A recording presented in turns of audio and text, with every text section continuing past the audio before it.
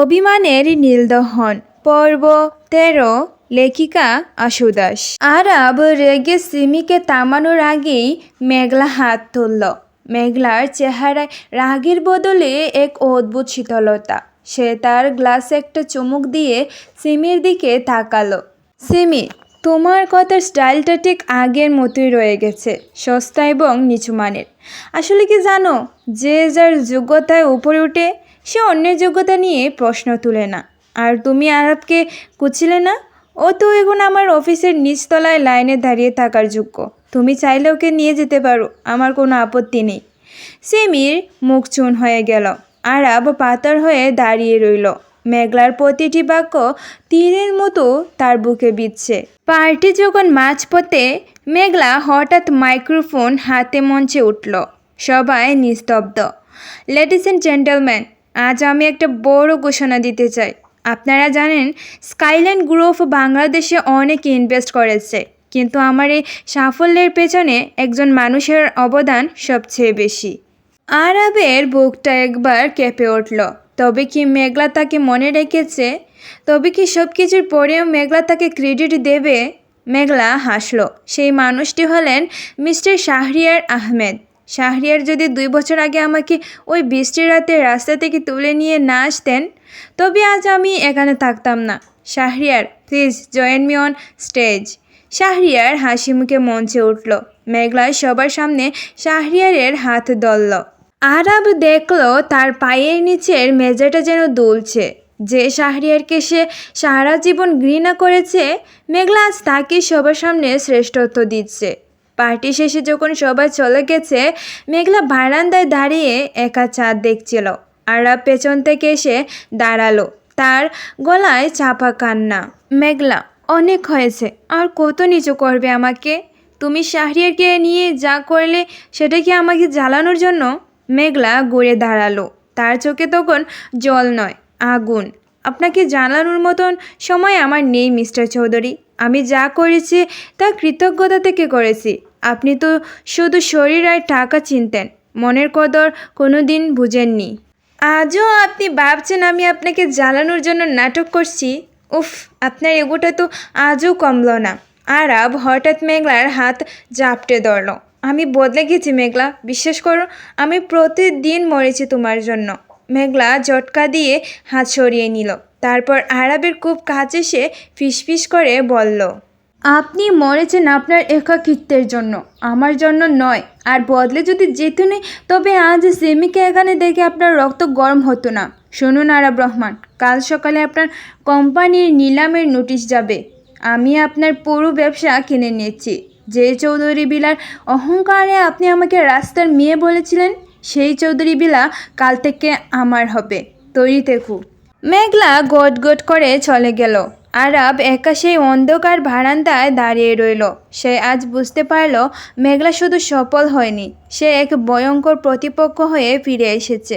সে আরবকে ধ্বংস না করা পর্যন্ত থামবে না। মেঘলা ঘট ঘট করে চলে যেতে চাইলেও বৃষ্টির নজর দ্বারা তাকে দরজা আটকে দিল। অফিসের রুপটপ বারান্দায় তারা দুজন এখন একা।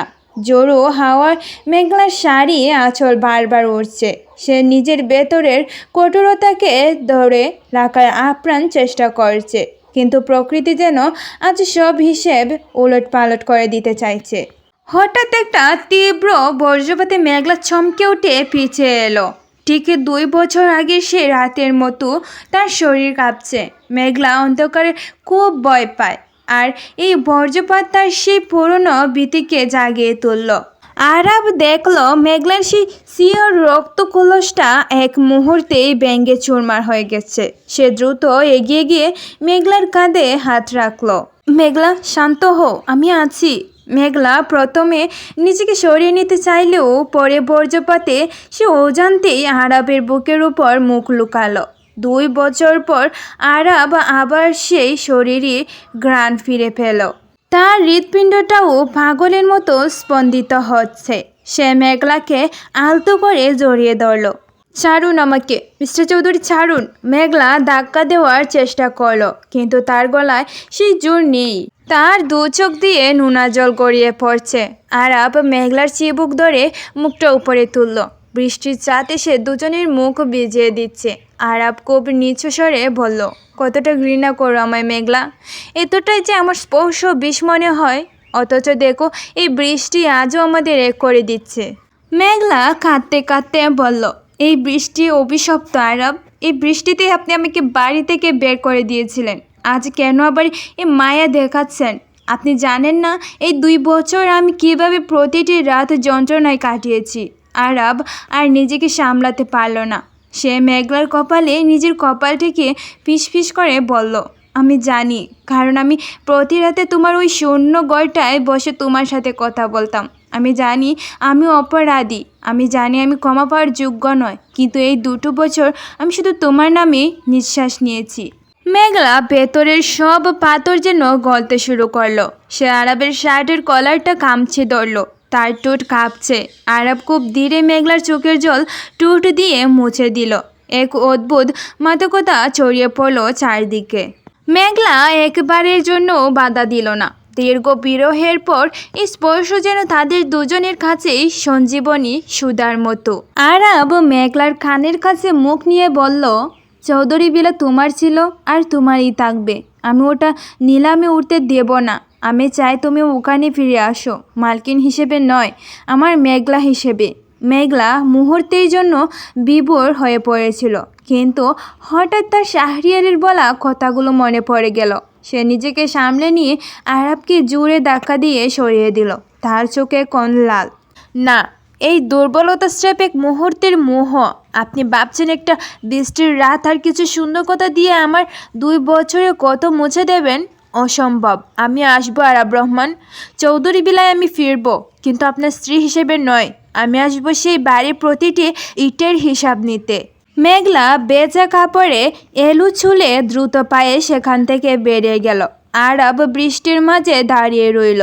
সে বুঝতে পারল মেঘলার মনে আজও তার জন্য ভালোবাসা আছে, কিন্তু সেই ভালোবাসার উপর জেদ আর অপমানের এক বিশাল পাহাড় জমে গেছে। আরব বৃষ্টির দিকে তাকিয়ে হাসল।